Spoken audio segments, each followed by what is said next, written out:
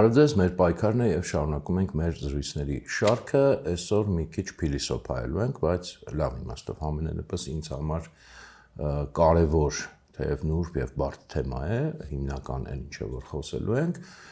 Ես հիշեցնեմ, որ ընդհանրապես մենք հիմա խոսում ենք արդեն պատերազմի օրերից 2020 թվականի եւ բավականին այսպես մանրամասն ենք գնում, սպասվածից ավելի դանդաղ ու սպասվածից ավելի դետալային ենք հորանում, բայց ճիշտ ասած ինձ սկսում է դուր գալ ընդհանրապես սա, չնայած եմ ասում պլանավորված չէր, այս հետադարձ հայացքը, հետադարձ խորանալը, թեկուզ դետալների մեջ ինձ անձամբ սկսում է դուր գալ, որովհետեւ ինչքան էլ հիշես այդպես սինխրոն, բայց երբ որ արդեն այսքան տարի անց մի քիչ էլ արդեն այսպես այն առաջին հուզական ֆոնը մի քիչ ամեն դեպքում գոնե որոշ չափով նստած է, կարողանում ես շատ բաներ ավելի հստակ տեսնել, թեև զգացողությունները ինչպես ցույց է տալիս նաև այս հետադարձ հայացքը, հիմնականում չեն խաբել մեզ այդ ժամանակ նաև։ Մենք մոտավորապես հիմա պատերազմի դեռ սկիզբն է, բայց արդեն մի քիչ առաջ են գնացել, հոկտեմբերի առաջին օրերն են, 3-ը, 4-ը, 5-ը մոտավորապես այդտեղ ենք գտնվում։ Հիշեցնեմ ամենենեպես մենք խոսել ենք ընդհանրապես նաև ռազմական գործողությունների ժամանակագրությունից, փորձել ենք վերականգնել հենց այս շարքում։ Հիշեցնեմ, որ սա այն օրերն են, երբ որ արդեն առաջին իրական լուրջ հաջողություններն են ունենում թուրքերը, Ադրբեջանի թուրքերը, ու նաև ոչ միայն Ադրբեջանի թուրքերը։ Այս բանան եմ էլի, չգիտեմ, եթե նկատել եք, ես թուրքեր ասելով նկատի ունեմ եւ նրանց, եւ Ադրբեջանի եւ Թուրքիայի որոշակի հաջողությունների են հասնում ռազմաճակատում, իրական առաջին օրերին որոշ դիրքային բաների հասել են, բայց առաջին քիչ թե շատ լուրջ հաջողությունները այս օրերին են եւ հյուսիսում որոշակի, ուրեմն առաջ խաղացում ունեցան, որը կանգնեցվեց եւ հատկապես հարավում, որը հետո գիտեք, որ շարունակություն ունեցավ Ջաբրայելի ուղղությամբ։ Եվ նաեւ հիշեցնեմ, որ սա իդեպ այն հոկտեմբերի 3-ն է, որը եթե հիշում եք, հետո պատասխան կհիշեք հաստատ բոլորը, պատերազմից հետո գլխավոր շտաբի պետ Օնի Գասպարյանն ասաց, որ ինքը այդ օրերին հենց այդ հոկտեմբերի 3-ին ասել է, որ վերջ պատերազմը պետք է դադարեցնել, մենք արդեն պարտվում ենք։ Հետո հերքեցին իհարկե, Նիկոլեն Քերքեցին ասեցին նման բան չի ասել, ինքը պնդում էր, որ ասել է, կարծեմ սրա մասին պետք է որ խոսացած լինենք, այս իմ այսպես ասած ճակերտավոր սիրած թեմաներից է եւ բանավոր զրույցներում եւ այս հաղորդաշարերում եւ նույնիսկ գրավորել, կարծեմ անդրադարձել եմ այս թեմային, հիմա ուղղակի հիշեցնում եմ, որտեվ հետո գուցե ոչ այսօր, բայց հետագա մեր խոսակցություններում սա պետք կգա, որոշակի կոնտեքստի մեջ արդեն կտեղադրենք,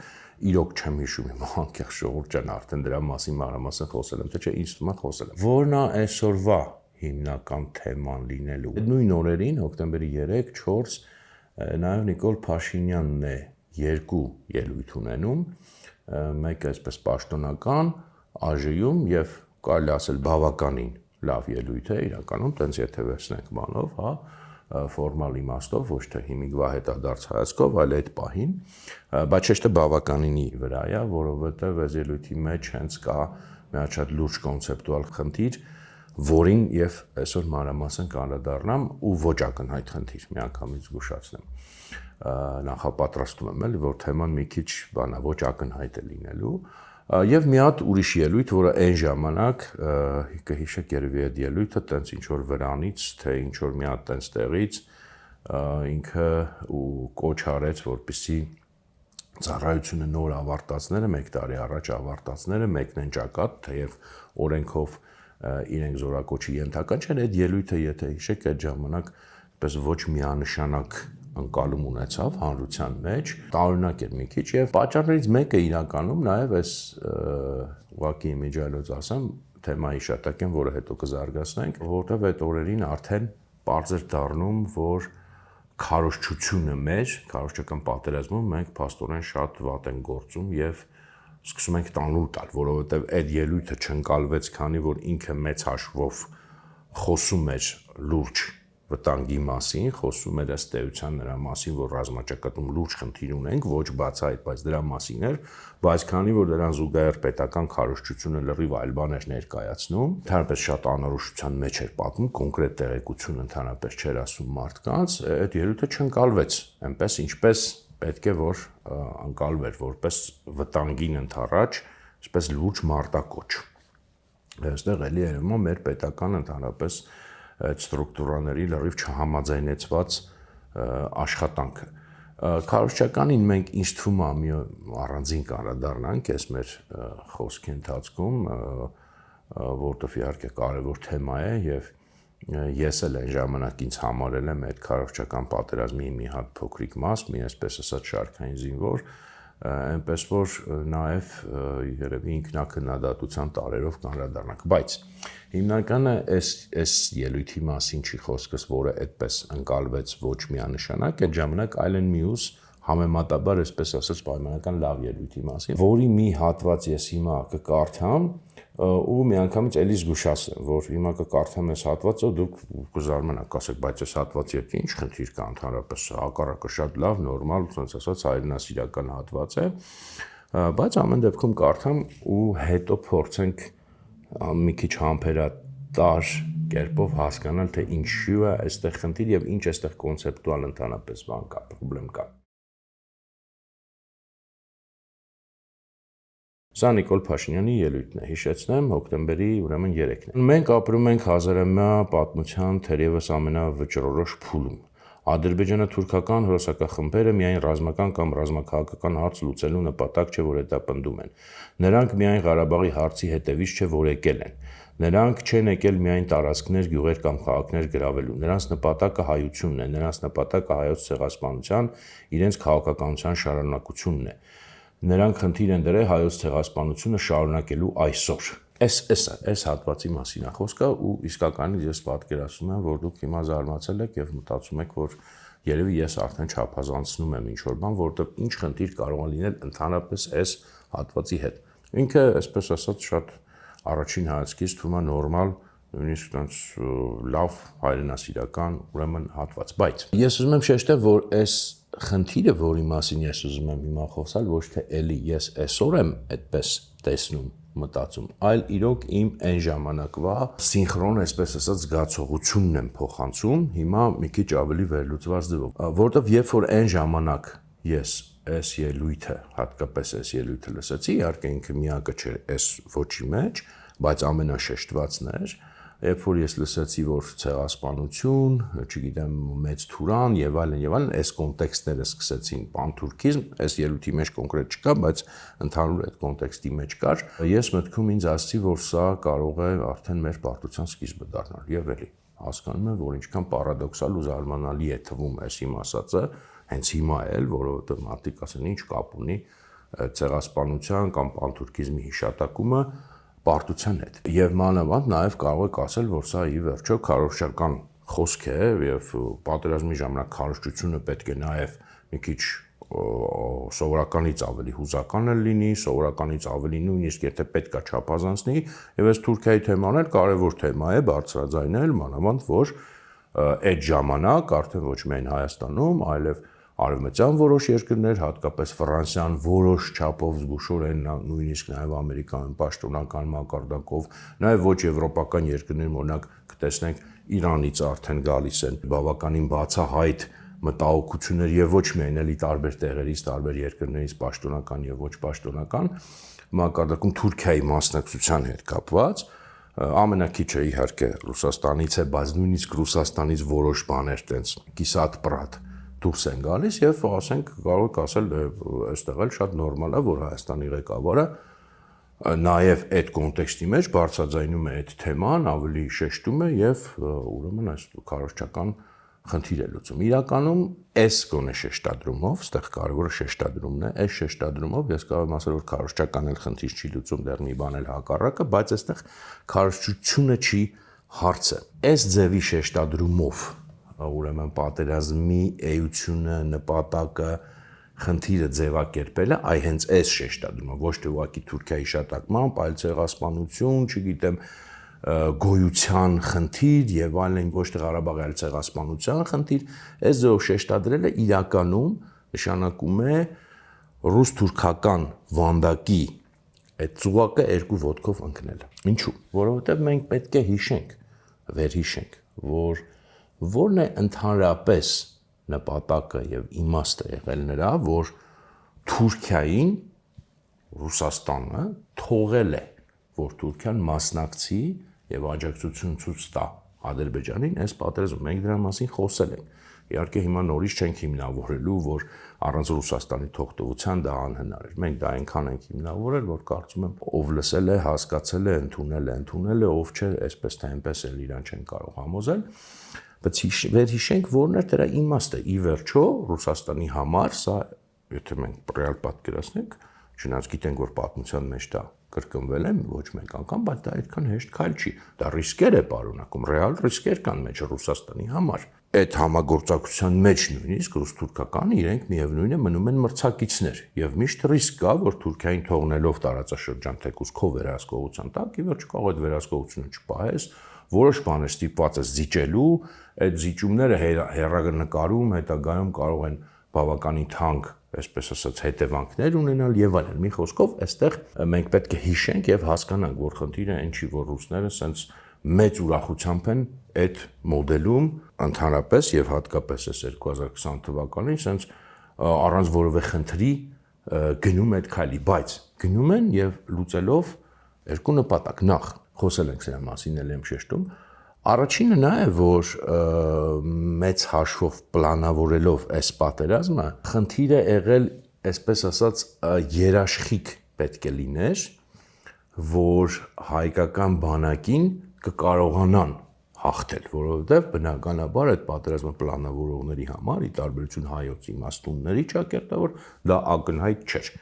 Իրենց համար դա չէր կարող ակնհայտ լինել, իրենց համար Հայաստանը եւ հայկական բանակը հարգալի պատկառելի ուժ էին եւ իրոք այդպիսին էին, դա այնպես չէր, որ ասենք, չգիտեմ, Չինաստանը հարձակվում էր օրինակ Մոնակոյի վրա, հա, Ադրբեջանն էր հարձակվում Հայաստանի վրա եւ ոչ մի երաշխիք ոչ ոք չէր կարող ունենալ, որ Ադրբեջանը ինքնուրույն միայն իր սեփական ուժերով կկարողանա այդ խնդիրը լուծել։ Դրա համար Թուրքիայի ներգրավումը եւ թույլ տալը Թուրքիայի ներգրավման լուծում էր առաջին հերթին այդ խնդիրը, որ երաշխիք լինի, որ էլի ոչ 100%-անոց, բայց հնարավորինս երաշխավորված լինի հայկական բանակի, հայկական զինուժի պարտությունը կամ գոնե նահանջները եւ շատ վատ վիճակի մեջ հայտնվելը, որովհետեւ միայն այդ դեպքում հնարավոր կլիներ բնականաբար ռուսական պլանը իրականացնել խաղաղապահ զորք տեղադրելով Արցախում, որովհետեւ առանց դրա բնականաբար եթե հայկական բանակը չպարտվեր եւ եթե այդ մնացածը չլիներ, բնականաբար այդ խնդիրն էլ չէին կարողանում լուծել։ Սա առաջինն է, զուտ այսպես ասած պրակտիկ ռազմակալը, բայց նույնիսկ սա չի ամենակարևորը։ Երկրորդը, այսպես ասած, հոգեբանական խնդիր լուծելը, ըստ էության հայ ժողովրդին հնարավորինս ահաբեկելը եւ հնարավորինս այսպես հոգեբանական անկայուն վիճակ ստեղծելը, այստեղ իհարկե Թուրքիայի դերը շատ կարևոր էր, որովհետեւ հասկանում եք բոլորս, որ մեր մեջ, հայերիս մեջ շատ բնական պատճառներով, շատ հասկանալի պատճառներով այդ վախը Թուրքիայի ցեղասպանության եւ այլնի ինքը շատ բնականից կա եւ որովհետեւ այդ ցեղասպանությունը եղել է եւ շատ վաղուց չի եղել նույնիսկ ես հասցրել եմ տեսնել այն մարդկանց, որոնք այդ թվերին ապրել են, հա, իմ նախնիների մասին է խոսքը, մի մասին տեսել եմ, նաեւ որովհետեւ Թուրքիան ակնհայտորեն մեզանից շատ ավելի ուժեղ է եւ էլ չպատմեմ, չբացատրեմ, բոլորդ գիտեք։ Եվ բնականաբար այս խնդիրն է լուծում, որ հնարավորինս հայ ժողովրդին, այսպես ասած, ահաբեկել, վախեցնել, որ ինքը պատերազմում է ոչ միայն Ադրբեջանի, այլ նաեւ Թուրքիայի հետ, որքան էլ սահմանափակ լինի Թուրքիայի ներգրավվածությունը, բայց դա արդեն քարոզչության համար էական չի, եւ այս էֆեկտը ստանան հնարավորինս նպաստելով, այսպես ասած, խոճապի կամ, չգիտեմ, դիմադրության դադարեցման եւ նաեւ բնականաբար բոլորս գիտենք թե ի վերջո այս մոդելում որն է լուծումը, հա, լուծումը նա է, որ երբ որ այս ահաբեկումը ուրեմն էսկալացվում է, մեծանում է, այս Թուրքիան եւ բնականաբար դիմել փրկչին, որը եւ ճիշտ այն նույն ուժն է, որը հենց որի թույլտվությամբ Թուրքիան ներգրավել է եւ իրենք էլ հենց այդ փրկչի դերում պետք է հանդես գալ, սա էլի չապացուցեմ, չբացատրեմ, չհիմնավորեմ, բոլորս գիտենք, որ սա պատմականորեն բազմիցս իրականացված սցենար է, այսպես ասած, լավ աշխատող, լավ գործող եւ հաշվարկված հայ ժողովրդի հոգեբանության վրա։ Նաև ամեն գնով փրկության, որտեղ արդեն այդ ահաբեկված վիճակում մարդը ինքը ոչ այդքան մտածում է դիմադրության մասին, ոչ մտածում է գնի մասին, եւ թե ինքը որոշակի կոնդիցիայի է հասնում, ինքը արդեն ըստ էության պատրաստ է փրկության ամեն գնով, ընդհանուր մինչև օրինակ անկախությունից հրաժարում էլի, ինչպես եղել է մեր պատմության մեջ։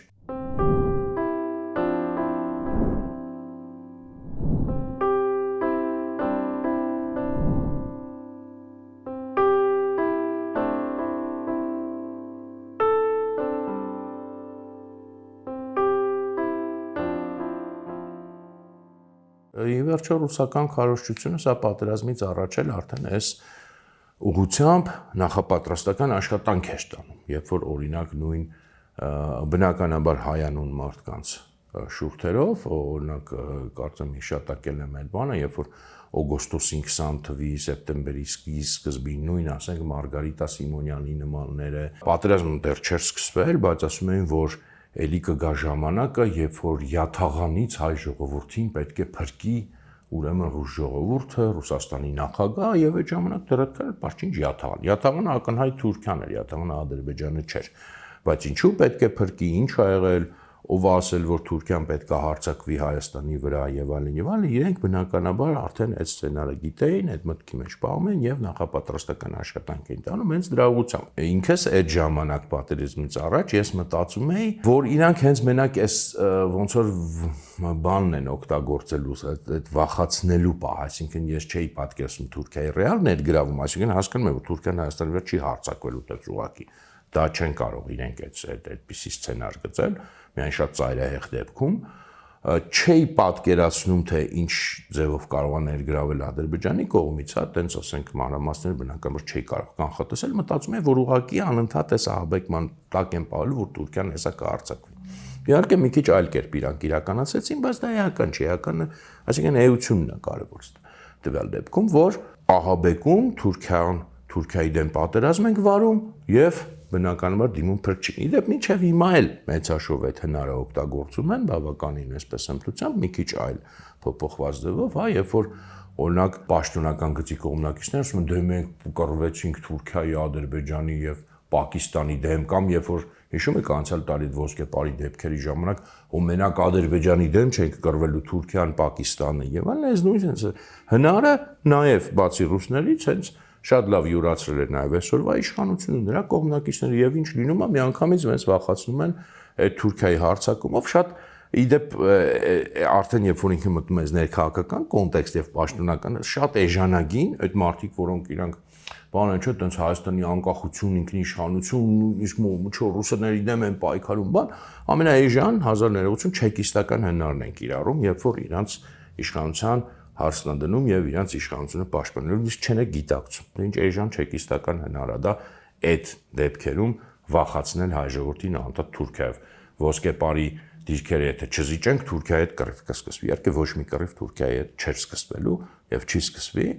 բայց այդ էժան հնարը կրկնեմ կիրառում են։ Հիմա լավ, վերադառնալով բուն մեր այս խոսակցությանը, արդեն կոնցեպտուալ հասկանալի է եւ երբ որ պետության ղեկավարը արդեն պատերազմի էությունը սահմանում է նման կերպով, ինքը պարզապես երկու ոտքով հենց թշնամական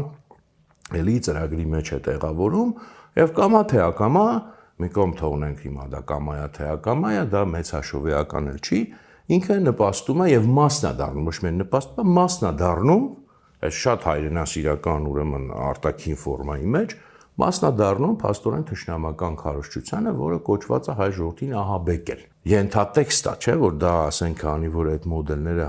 շատ sense բան կիրառված են, այդ միայն բան չի։ Դա տարիներով, տասնամյակներով, այսպես ասած, հայ ժողովրդի մեջ ներդրված ուրեմն բանը ինքը ենթագիտակցության վրա բնականաբար ժողովրդի ազդում է, նույնիսկ եթե գիտակցությունը այդ ազդակը չի ստանում, բայց ենթագիտակցությունը հաստատ ստանում է այս ազդակը, որտեղ այն դեպքն է, որ պետք է փրկի չգա, մեզ փրկի։ Մեծ հաշվով դա է ստացվում, թեև դա չի ասվում ուղիղ կամ նույնիսկ եթե չի գիտակցում, բայց մեծ հաշվով դա է ստացվում։ Հենց այս իմաստով էլ մեծ խնդրեմ է այս ձևակերպումը եւ հենց դրա համար էլ իմ համար այն ժամանակ արդեն երբ որ ես այս ելույթը եւ նմանատիպ ելույթները լսում էի, ես մտածում էի, որ սա շատ լուրջ խնդիր կարող է դառնալ։ Էլի կարող եք ասել չափազանցություն է համարել, որ սրանից բխում է պարտությունը։ Պարզը որ միայն սրանից պարտությունը չի բխում, եւ եթե մենակ սա լիներ, դա բավարար պատճառ չէր պարտության, բայց կարևոր նպաստավոր հանգամանքներից է, որտեղ մենք խոսել ենք, որ պատերազմը ունի քաղաքական էություն եւ դու ճիշտ պետք է դա ախտորոշես եւ հրապարակային խոսքում էլ հնարավորինս ճիշտ ուղղորդես, ճիշտ ուղերձներ հղես եւ ներսին ինչ էր պետք անել դրա փոխարեն այստեղ տեսեք ասում են Ղարաբաղի խնդիր չի, մենք շատ ենք, ես հատկապես նույնիսկ չարաշահել եմ այդ թեման բոլոր հնարավոր ֆորմատներով միշտ ասելով, որ չի եղել Արցախի պատերազմ եւ չկա, բայց ինչ կա ոչ թե ցեղասպանության խնդիր, այլ կա Հայաստանի անկախության խնդիր եւ անկախության պատերազմ, այս սա էր այն ճիշտ ձևակերպումը քաղաքական, որը պետք է տրվեր եւ լրիվ հիմա թվում է թե ինչ որ տեսական զուտ բան եմ ասում, բայց սա լրիվ փոխում է, որտեվ ամենևին էլ պարտադիր չէր իհարկե եւ ոչ միայն պարտադիր չէր, այլ պետք էլ չէր, որ պետության ղեկավարը այդ ժամանակ հենց եթե հասկանարել, իհարկե կարծում չէր այդտեղ շատ հասկանում, բայց եթե հասկանարել, որ սա ռուս-թուրքական պատերազմ է Հայաստանի դեմ, չէր պարտադիր չէր եւ պետք էլ չէր, որ ինքը դրա մասին ուղիղ ասեր։ Ոչ մի բանով էլ եւ նախ դա չէր ընկալվի հասարակության կողմից այդ ժամանակ ու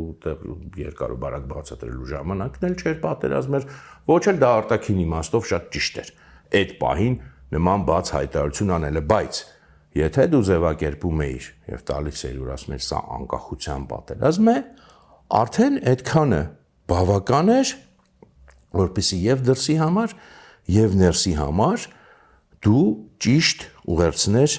հղեր, հենց այստեղ գալիս ենք արդեն քարոզչական էֆեկտին, որովհետև քարոզչական իմաստով էլ այս ձևակերպումը ինքը շատ ոչ արդյունավետ էր։ Եվ ես էլ եմ ասում, ես այս ամեն ինչի վրա նաև հիմա խորանում եմ, որովհետև հիմա էլ այդ խնդիրը ակտուալ կա, մինչև հիմա էլ ձևակերպված չի, որ դու պաշտոնական էլ մի կողմ թողնենք այդտեղից հույս էլ չկա, բայց ընդհանրապես հանրության մեջ էլ այդ կոնսենսուսը ձևակերպված չի, որ անկախության պատերազմ էր եւ է եւ դրա համար էլ շարունակվում է։ Եվ դրա համար հիմա այսքան մանրամասն խորանում եմ, որտեղ այս թեման ակտուալությունը բացարձակ չի կորցնում եւ հենց այսօրվա ակտուալ թեմա է։ Եվ տեսեք, երբ որ դու ասում ես արդեն անկախության բանն ես ձևակերպում, հա, նախ երբ որ դու էլի ձևակերպում ես այսպես, մեծ հաշվով արտաքին աշխարհի համար, երբ որ դու ասում ես այսքան այս Թուրքիայի դերը ոչ թե ուղղակի հիշատակում ես, որը ճիշտ է եւ պետք է, այլ այդքան շեշտում ես, ծանրանում ես եւ ըստ էության պատերազմի էություն ես, այդ որ Թուրքիա ցեղասպանություն եւ այլն, նաեւ արտաքին աշխարհին դու ինչ ուղերձ ես ըղում։ Ասենք արտաքին աշխարհը Ռուսաստանից դուրս նկատում նույն արևմուտքն կամ մյուսները նայում է, ասում է լավ, դե սա ուղղակի դիմում է Ռուսաստանին, որովհետեւ դա նշանակում է դիմել Ռուսաստանին, այդ ավանդական աշխարհի պատկերի մեջ, եւ եթե այդ խնդիրն է քո դաշնակիցն է պաշտոնական եւ իրական ենթատեքստը դա դիմում է ինքը այստեղ Ռուսաստանին իրականում, ինչպես եւ բան։ Եվ այդ դեպքում մեծ հաշվով ինչ ես ուզում մեզանից, եթե էսա քո խնդիրը։ Եթե դու ձևակերպում ես, որ անկախության խնդիր է, այստեղ դու լրիվ այլ ուղերձ ես հղում, էլի բաց ոչինչ բան չասելով, բայց ուղերձը հաստատ ընկալվում է արտաքին աշխարհում եւ համապատասխանաբար ավելի դու հստակեցնում ես քո դիրքորոշումը եւ քո նկատմամբ ավելի հստակ դիրքորոշում ես ստանում պոտենցիալ, գուցե ոչ անմիջապես, բայց պոտենցիալ ստանում ես եւ ի վերջո դա նաեւ ներսի համար ավելի ճիշտ ուղերձ է քո ժողովրդին, ինչի համար է ինքը կռվում։ Ստեղ նաեւ ուզում եմ մի փոքր հավելում որպես անդրադառնամ, քանի որ թեման բացվել, ընդհանրապես այս գոյության կռիվ եւ անկախության կռիվ այս առաջին հայացքից ոչ բացահայտ հակադրությունը, որովհետեւ կարծում եմ մարդկանց մեծ մասի համար դա գրեթե նույն բանն է եւ էլի կարող են զարմանալ ասել էս ինչ նոր բան է խոսում։ Իրոք, երբ որ մենք այս մեր խոսքի մեջ, մեր հրապարակային խոսքի մեջ դա նույն բանն են ընկալում մարդիկ գոյություն, թե անկախություն, իրական դա շատ կարեւոր է, որ այդպես չի եւ ես միշտ օրինակ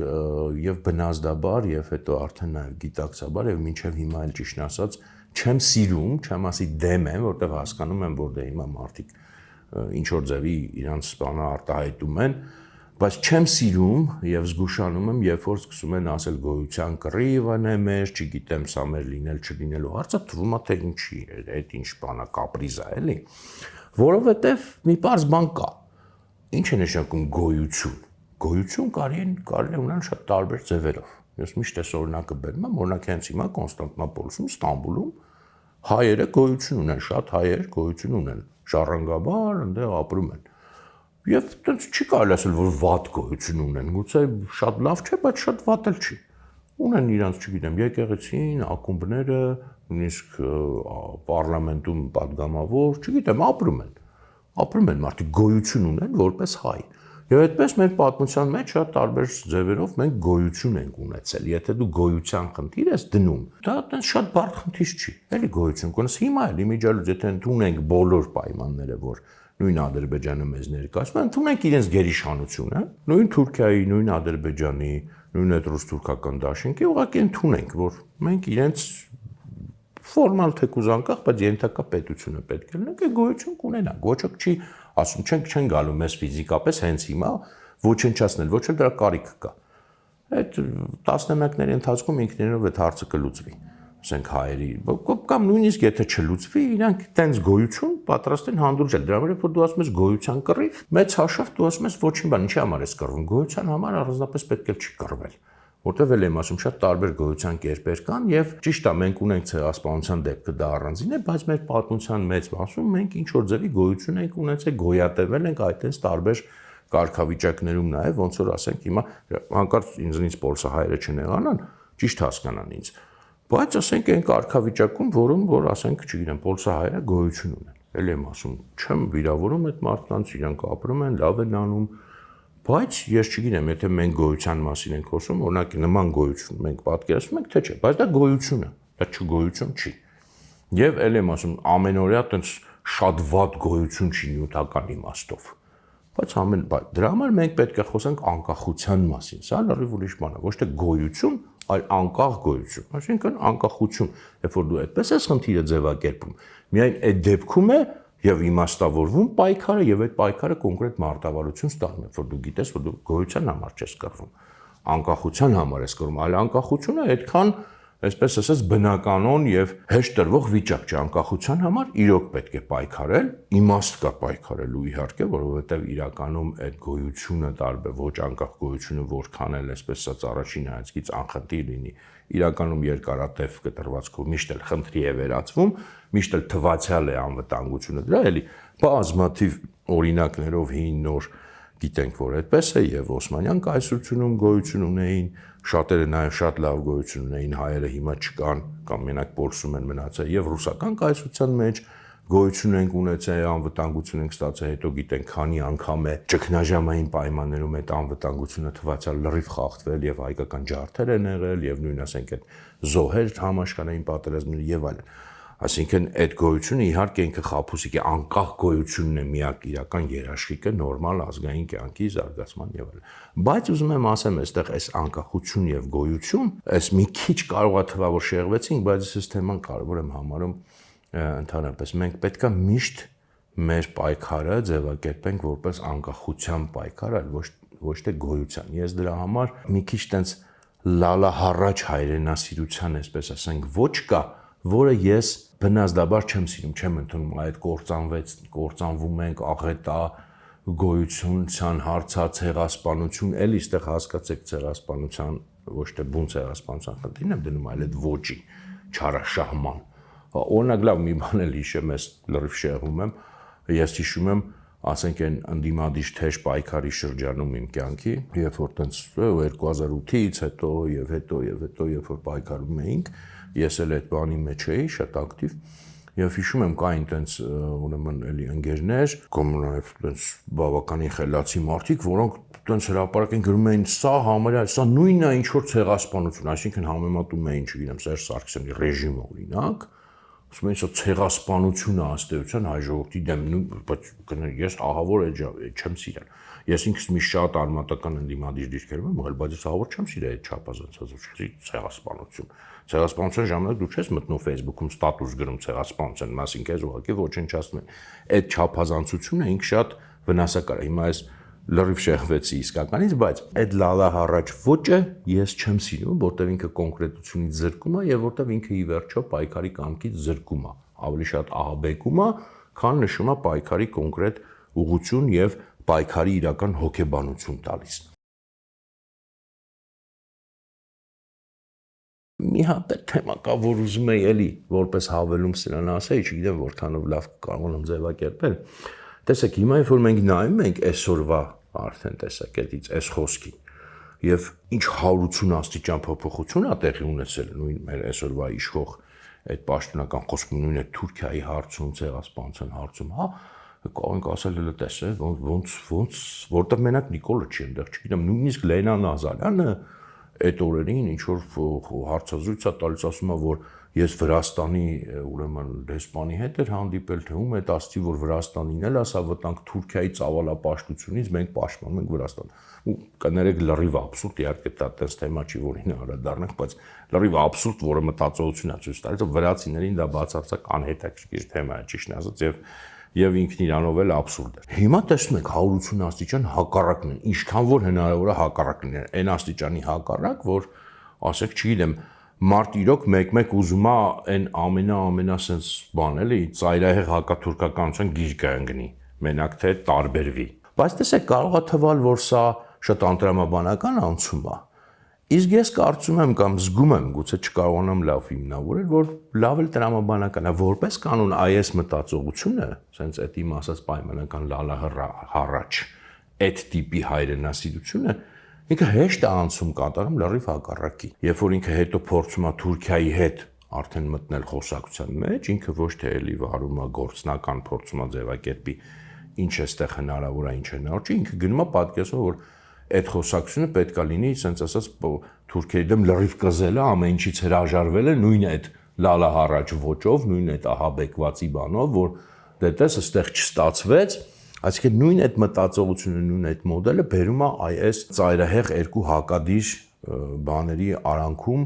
այսպես ասած, առանց միջանկյալ նորմալ ավելի առողջ մոտեցման, պրակտիկ մոտեցման, անընդհատ այս բանի։ Եվ ինձ թվում է, չնայած եմ ասում, երևի թե շատ դժվար է հիմնավորել, բայց իմ զգալով, իմ նույնիսկ համոզմունքով ինտուիտիվ, սա հենց այդ է բավականին, որտեվ սա միակ դեպքը չի, ես էլի տեսել եմ ավելի անձնական մակարդակում տենց անցումներ, որ ասենք մարդը մեկ է սենց ամենահակաթուրքականից մեկ էլ կարող անցնի ամենասենց բանի, այն շատ վատ իմաստով պրոթուրքականի նույնիսկ։ Եվ այս անցում է բավականին, երբ որ դու չունես ամուր հենք, երբ որ դու էլի այստեղ քո համար խնդիրը անկախությունը չի, այլ այդ ինչ որ սենց ավելի բան այնց գոյություն, ահաբեկում, կործանում աղետ, դու շատ հեշտ ես անցնում դեպի այդ քո թշնամու առաջ, սենց ասած, սողալը։ Որտեղ թե նույն հոգեբանությունն է, նույն ահաբեկման, աղետի կործանման հոգեբանությունն է, տեսնում ես, որ փրկիչը չի գալիս, ու ինչ պետք է անես, քանի որ դու քո սեփական բանի վրա չես դրել հենքդ, դու վազում ես այնտեղ, մտածում ես, թե որ այդ բոբոին կարող է բան անեմ, սիրաշահեմ, ոնց որ էտա քո աշխարհայացքի մեջ, քանի որ էդի սկզբանե հեքիաթային մոդելն է, փրկիչը չի գալիս, գնում ենք բոբոին սիրաշահել։ Երևի թե այստեղ կարողացա մի փոքր հիմնավորել, բայց այստեղ կանգ առնեմ եւ կշարունակենք արդեն մյուս անգամ մեր խոսակցությունը, նորից կվերադառնանք ավելի կոնկրետ ժամանակագրորեն կգնանք առաջ, որովհետև հետաքրքիր բաներ էլի լավ հետաքրքիր բաներ տեղի են ունենում եւ արտաքին եւ ներքին կոնտեքստում։ Շնորհակալություն, այսօր այսքանը։